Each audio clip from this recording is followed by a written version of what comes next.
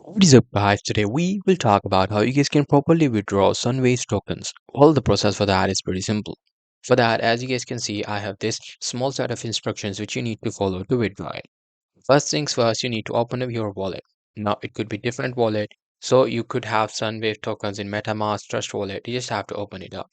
Once you do that, you just have to confirm the correct blockchain network. There could be different blockchain network, but you just have to find the right one for the Sunwaves token. Could be Ethereum, Binance Smart Chain, or it there could be a separate for the Sunwaves token as well.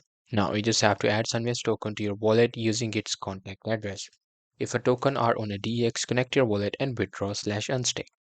One satellite exchanges go to withdraw, select Sunwaves token, and then enter your wallet address. However, ensure you have enough Ethereum/BNB for gas fee. Now, confirm the transaction and track it via Block Explorer. Verify the token appear in your wallet. Use 2FA and whitelist address for security purposes. So that's pretty much it. That's how we'll be able to do it.